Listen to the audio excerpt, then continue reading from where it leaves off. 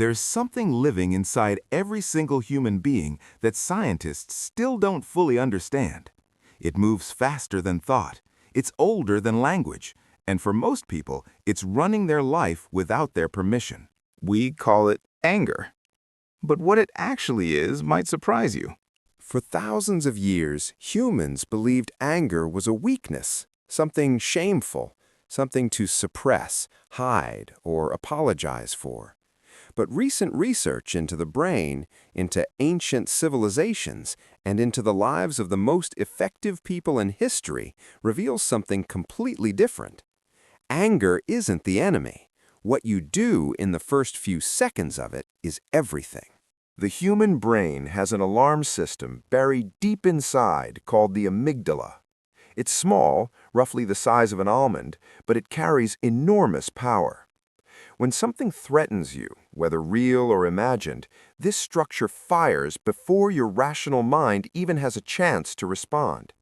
Scientists call it an amygdala hijack. Your heart rate spikes, your muscles tighten, your vision narrows. All of this happens in under 200 milliseconds. Before you've said a single word, your body is already at war. This reaction was designed for survival. When early humans encountered a predator, hesitation meant death. The anger response kept the species alive. But here's the problem. That same ancient system is now firing in traffic jams, in arguments with coworkers, in moments that have nothing to do with survival. The brain doesn't always know the difference between a lion and a difficult conversation. What's fascinating is that the people who seem the calmest under pressure aren't people who feel less anger. Studies on elite military units, surgeons, and high-performing athletes consistently show that they feel the same initial surge as everyone else. What separates them is the space between that surge and their response. They've trained that gap, and that gap is where everything changes. Ancient Stoic philosophers wrote about something they called the pause. Not a weakness, not avoidance, a deliberate interruption of the automatic. Marcus Aurelius, who ruled one of the most powerful empires in history, wrote in his private journals about the daily practice of catching himself before reacting. He described anger as a brief madness, and he believed that mastering it was the highest form of discipline a person could develop. He wasn't born calm. He practiced it. This idea shows up across almost every ancient culture. In East Asian philosophy, there's a concept about the danger of speaking while the fire is still burning. Indigenous oral traditions across multiple continents contain teachings about the warrior who defeats himself before he defeats any enemy. These weren't just moral lessons, they were practical technologies for living in community, for making decisions under pressure, for becoming someone others could trust. Modern neuroscience now confirms what these traditions understood intuitively.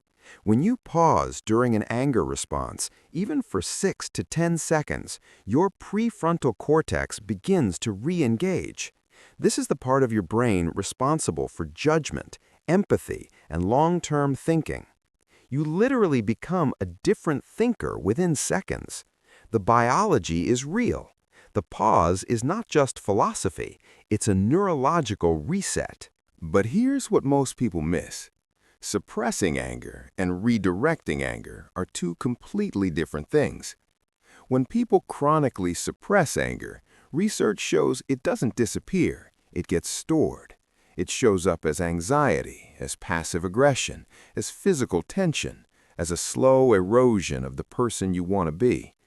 Suppression is a pressure cooker with no valve. Redirection is something else entirely. Redirection means you feel the energy of anger without being controlled by it. Athletes call this channeling. Therapists call it emotional regulation. But at its core, it's simply choosing what to do with a surge of power that's already inside you. The anger hasn't gone anywhere. You've just decided where it goes. Some of the most creative, productive, and influential people throughout history openly credited their anger with driving them forward, not as rage, as fuel. There's a concept researchers have been studying called constructive anger. It's the kind of anger that says, something is wrong and I'm going to do something about it. It's the emotion behind every person who ever stood up against something unfair, every inventor who refused to accept that a problem couldn't be solved, every person who looked at their own life and decided it needed to change. This form of anger is not destructive, it's generative. It builds things. The difference between someone whose anger destroys their relationships and someone whose anger drives their purpose isn't personality. It isn't willpower. It's awareness.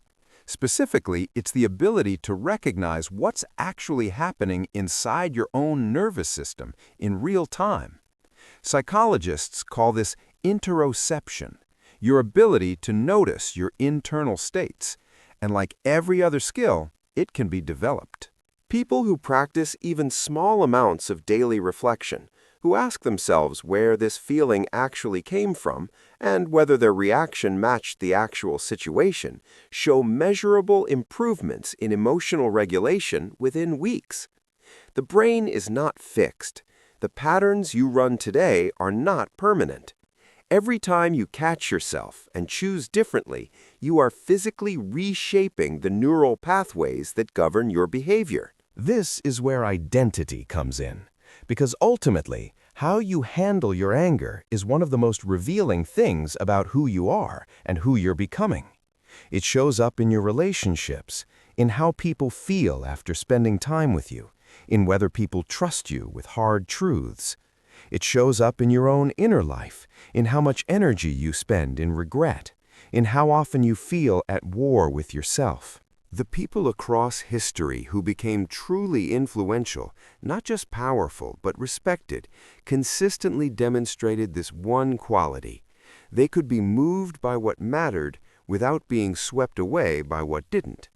They felt things deeply, but they chose deliberately. That combination of emotional depth and behavioral choice is not a gift, it's a practice. You were born with the same ancient machinery as every other human who ever lived. The fire inside you has been part of your species for hundreds of thousands of years. It kept your ancestors alive. It's woven into your biology. The question has never been whether you feel it. The question is whether you have decided to understand it.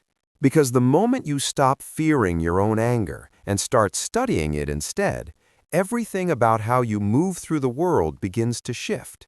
Not because you become someone different, but because you finally start becoming someone deliberate.